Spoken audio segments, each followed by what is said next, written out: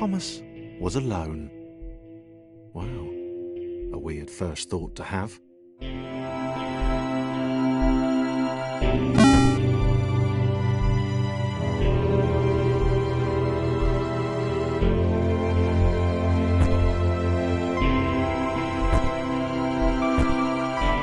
Thomas decided to start listing his observations for posterity. 1. The whole alone thing. 2. Portals. They led somewhere. He'd yet to work out where. 3. Falling. Thomas was absolutely fantastic at falling. He was almost as good at falling as he was at observing.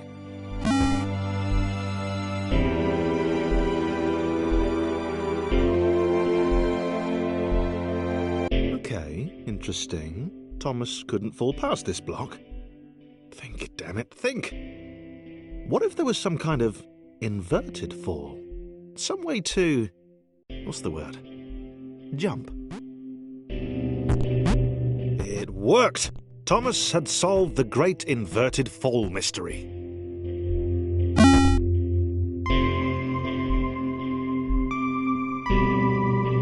A big jump. But Thomas noted there was no real danger in missing it. The world didn't want him to fail here. It was pushing him, but gently.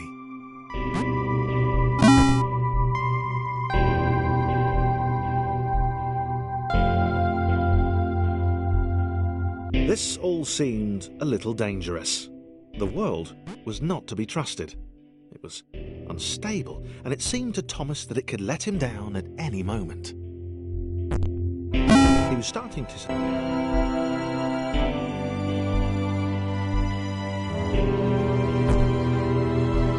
Thomas wondered whether the portals were actually taking him anywhere. He was making progress, but there wasn't really any way to know. He seemed to be moving predominantly up and to the right, which might, or might not, be important.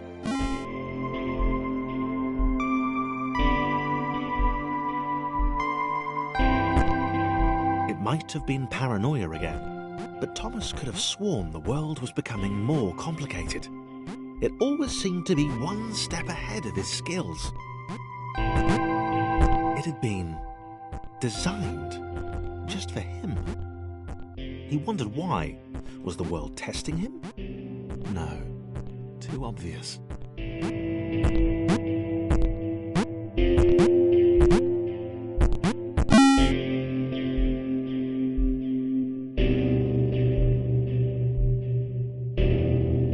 Something about the boiling, toxic, glowing water intimidated Thomas. He didn't like it. He certainly didn't want to swim in it. He made another mental note. 4. Water. Not good. To be avoided.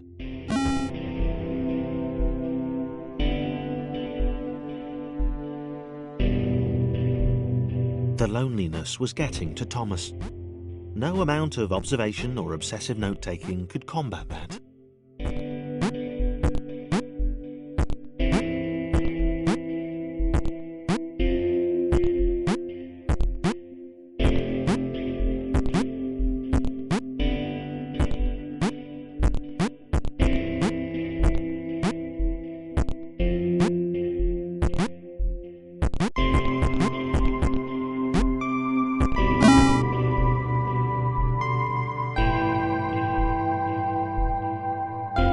Had a new theory. The world was training him. He could feel himself getting smarter. There was the mental list to consider. Over the minutes and seconds since his spontaneous generation, he'd become a pretty skilled jumper. He was evolving. He just wished he had someone to share it with.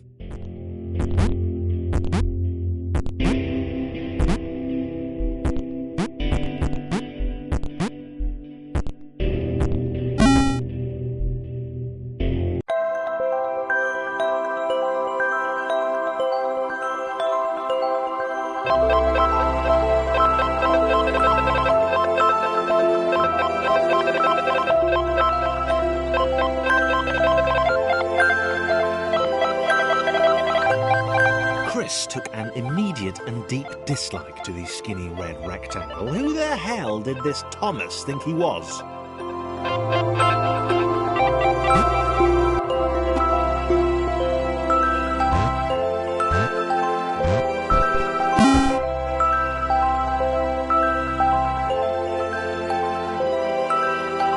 Chris had been doing fine. He wasn't the highest jumper, but he'd held his own. He'd even been graceful at times.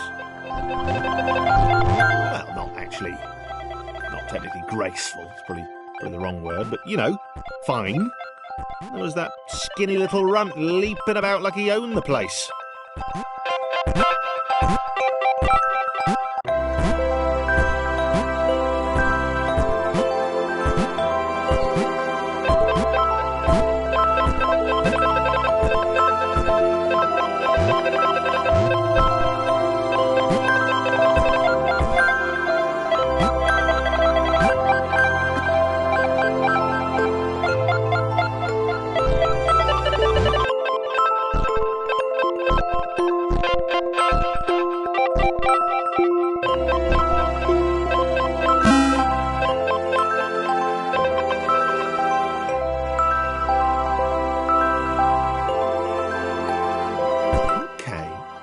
Was more like it. A glowy white thing. Only Chris could get to it, which of course made it all the more enticing. What would it do? What new opportunity might this switch open up to him?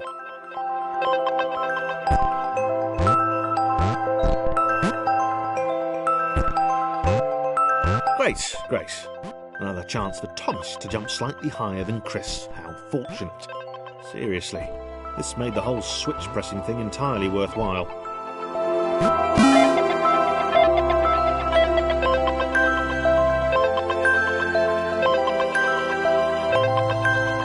Was this good?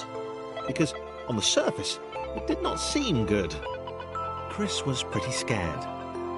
Little Red seemed fine, happy to be on his merry little adventure. Chris couldn't shake the feeling that things had taken a significant turn for the worse since Thomas had joined him. Sure, he'd been able to piggyback his way to ever so slightly higher platforms, but where had that got him? Well, to ever so slightly higher platforms, which was sort of his point.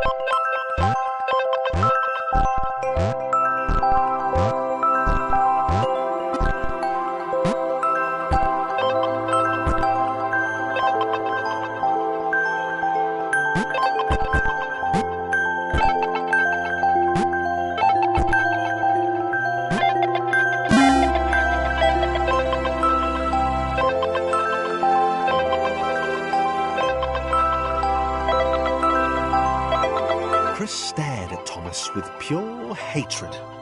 He seemed so very happy at their situation. Friends together, a brave fellowship of quadrilaterals on a quest for greatness. That would be fine. But it was all the obvious observation that Thomas was doing which grated. Every time they saw something vaguely new, Chris would hear a satisfied little from the vaulting idiot. He hoped the next portal would split them up, if only for a few levels.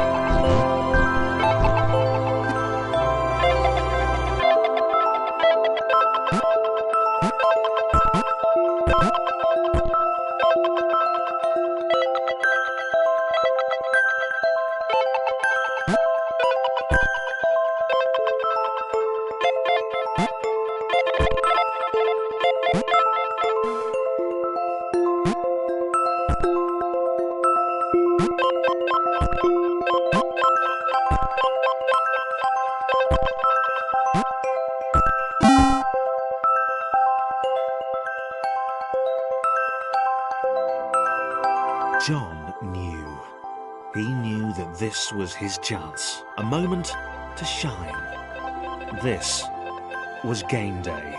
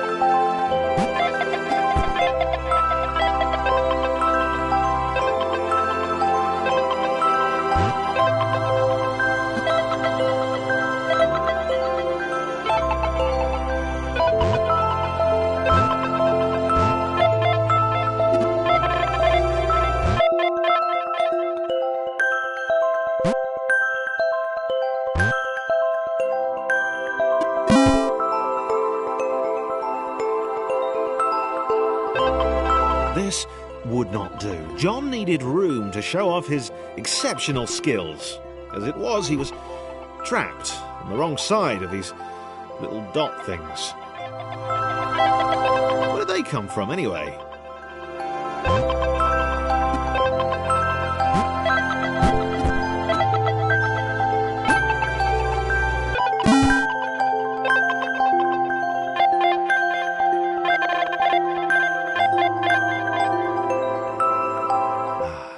John inhaled the air of the open space, and it smelled of awesome.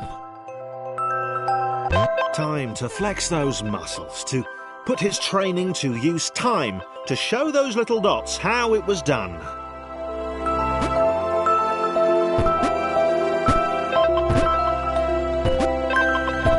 John decided to press the switch to let the little dots catch up with him. John cared for his new allies. You could tell from the sympathetic expression he practiced in the mirror all these years.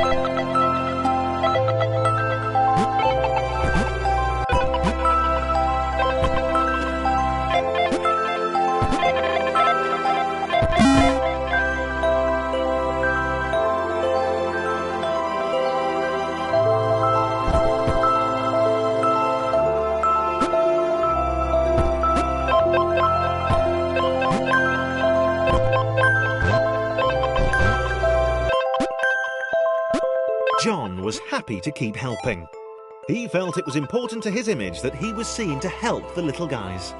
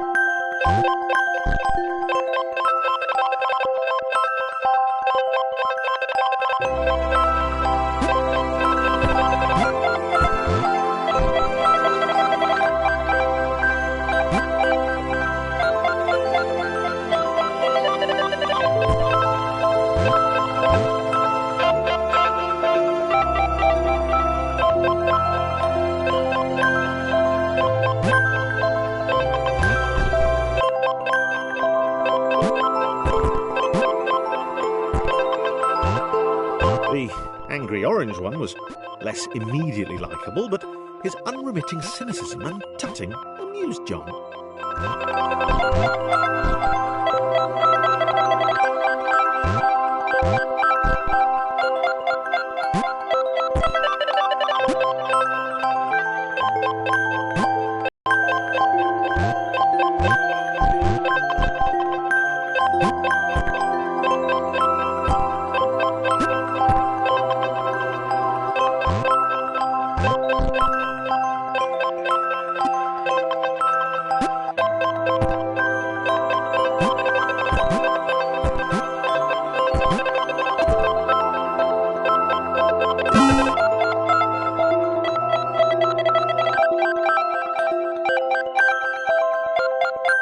This was interesting. A floating target. This would require coordination, balance and timing.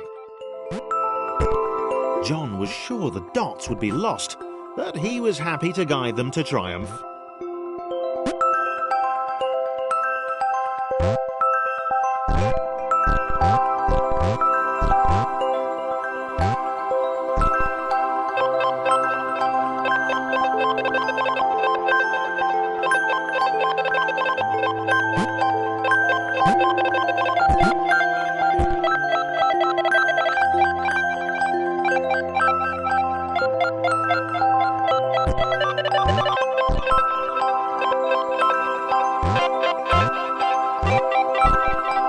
Maybe that's what the dots were for.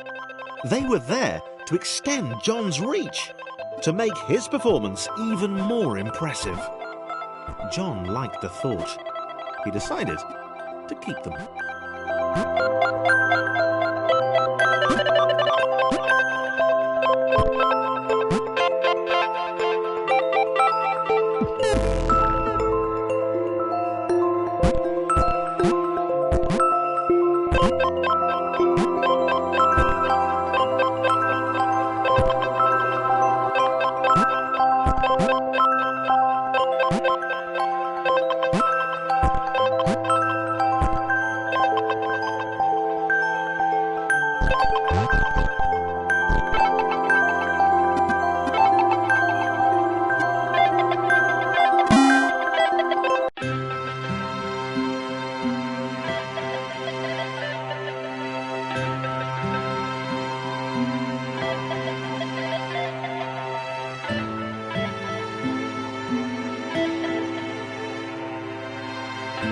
So, this was how Claire would die. She knew it would happen eventually.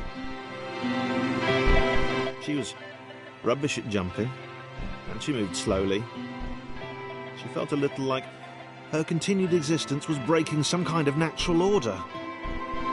The crumbling pillar was a dramatic death, she supposed. Wait, what? Claire couldn't shake the feeling that she was not, in fact, dead. It was at that moment that Claire realised she had superpowers.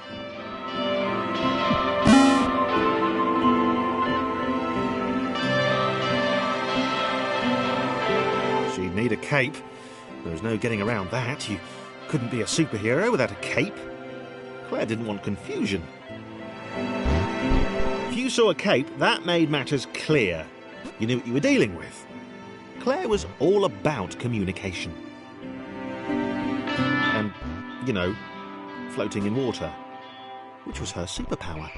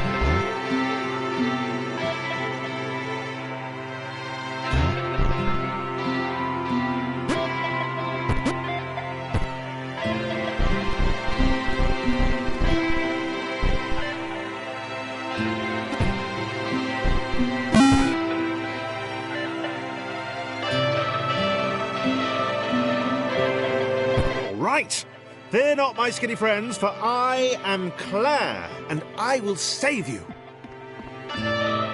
Claire needed to come up with a superhero name as soon as possible. Claire was rubbish.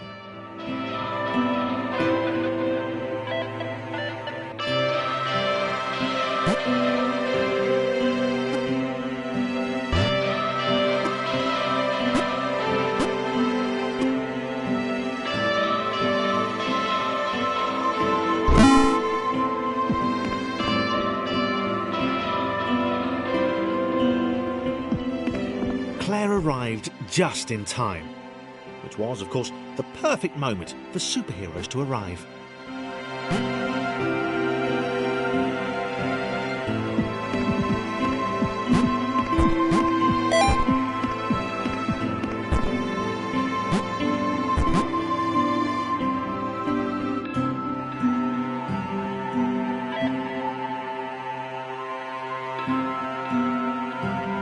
As the water began to rise, Claire vowed to save this little rectangle in as many restarts as it took.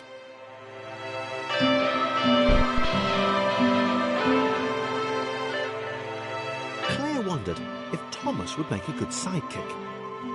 Or was she more the lone Avenger type? She liked that. The sole hero in a world of rectangles and conveniently placed pools of toxic water.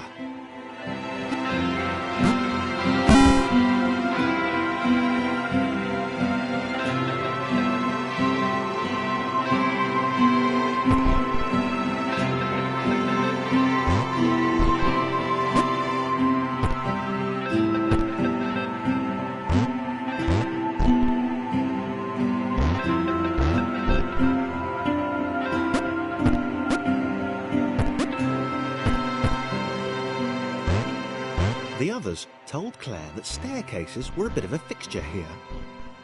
Claire wondered why the world made it so difficult.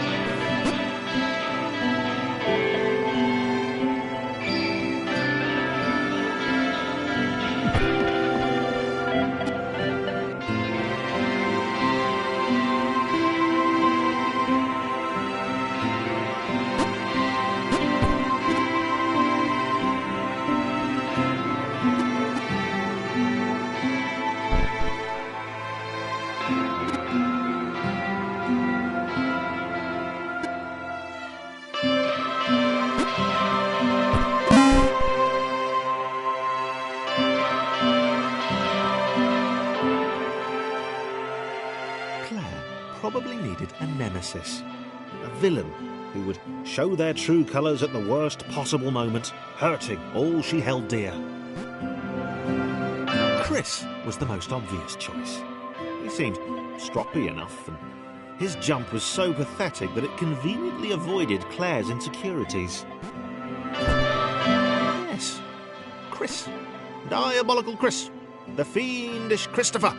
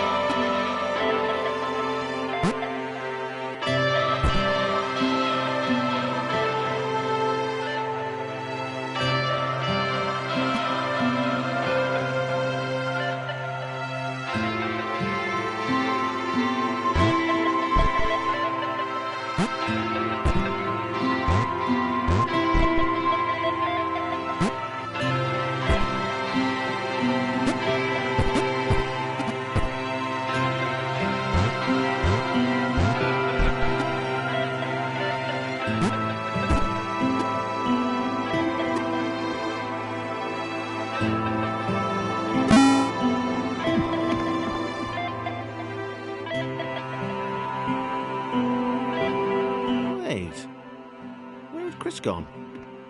Was he off somewhere, plotting Claire's downfall?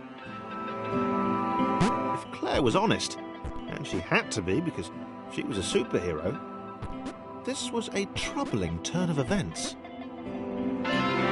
Still, there were reasonably sized bodies of water to cross.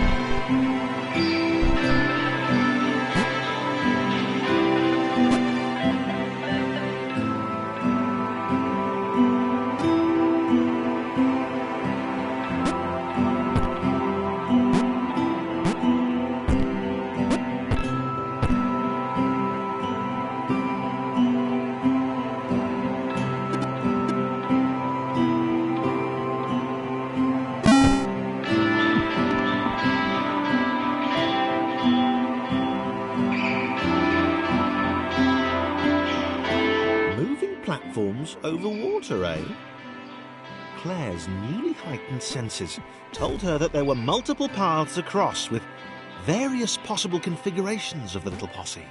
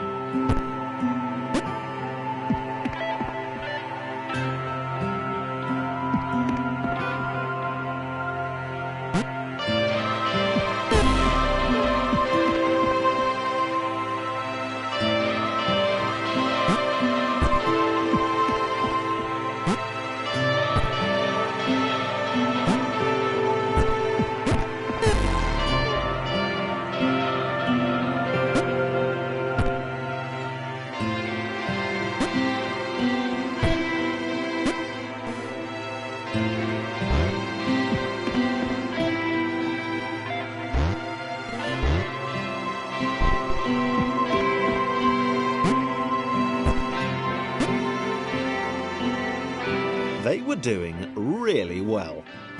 Claire hoped she could get them all across. John was fully aware he could do this alone. Thomas hoped he'd never have to.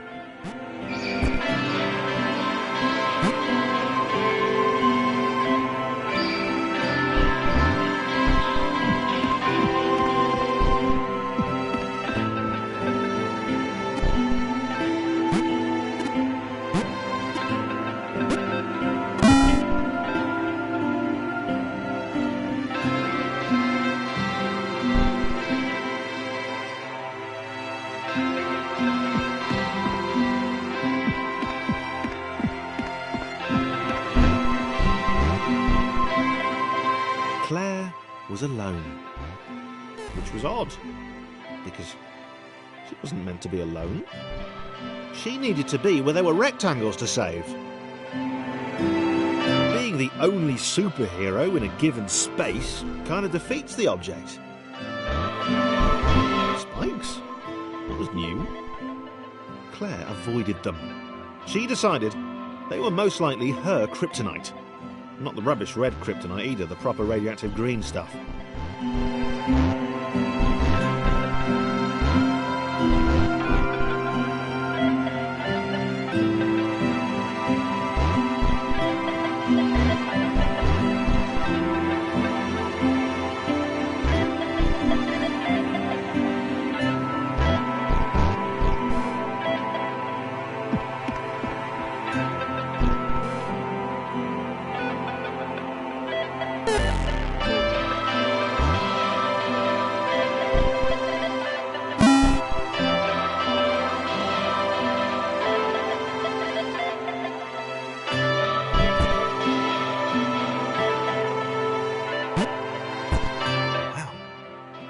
Deja vu.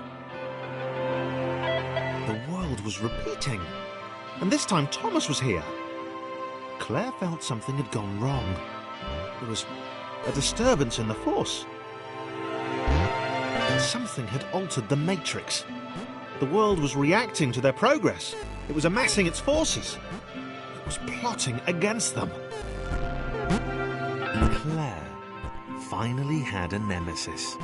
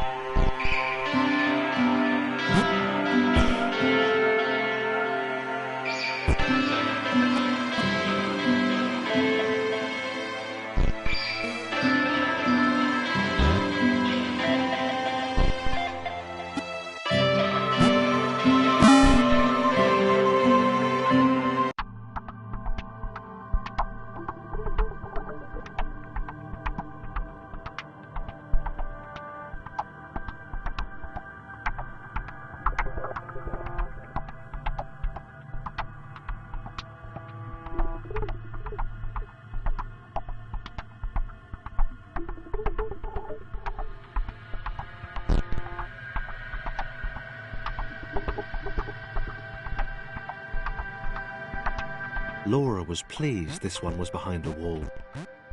Maybe he'd never know what she could do. Maybe they could just have a conversation, hang out.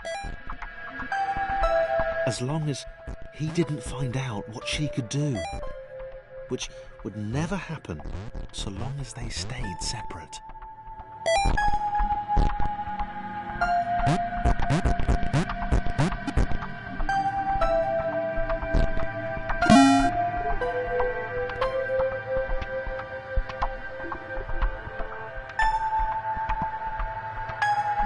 Laura didn't have time to worry about the ominous pixel cloud. It had been following her for some time, and it had kept itself to itself until now. More important,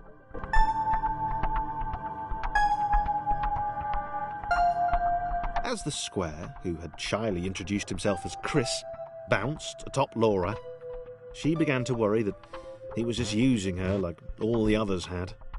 They'd all bounced too, and then they disappeared when her back was turned.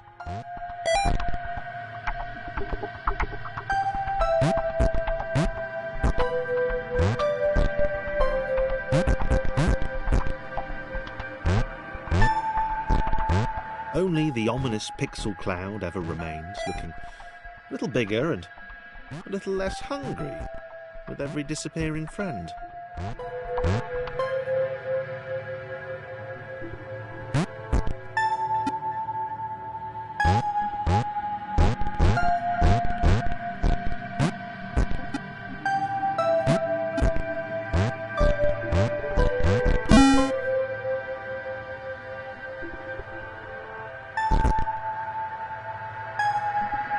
With every bounce, Laura found herself less and less irritated by Chris. She started to miss him when he wasn't there, on another platform or something.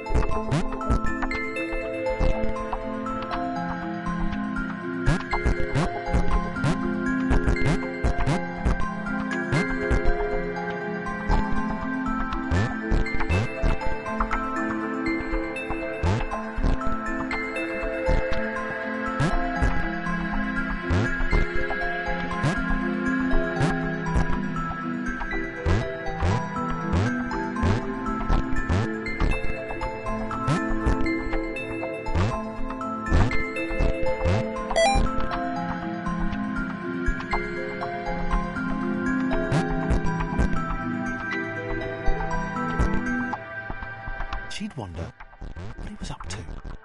Was he missing her? He wasn't saying very much.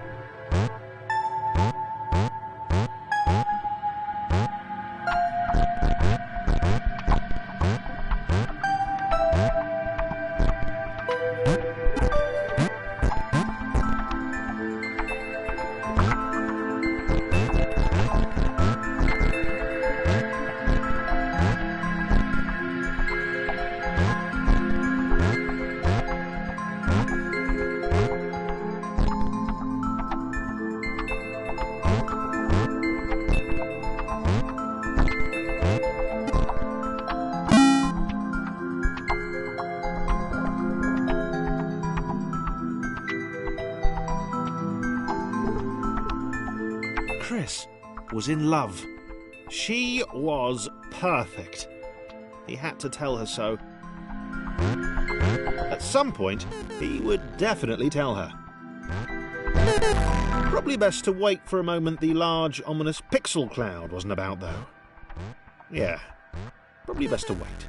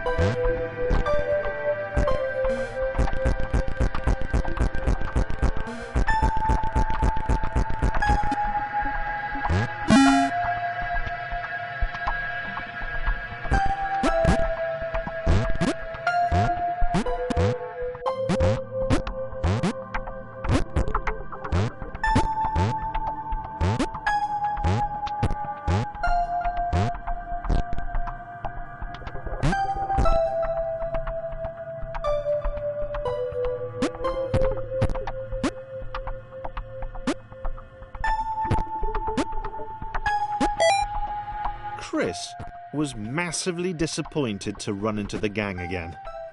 He'd enjoyed the alone time with his new girlfriend.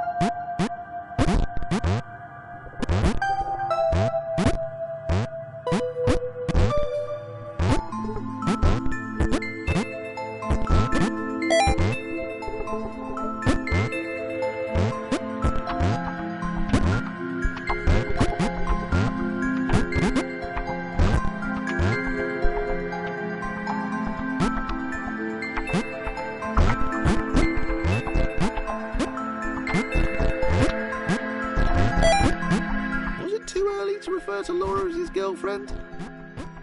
Only if I say it out loud, he told himself. He didn't want to scare her off.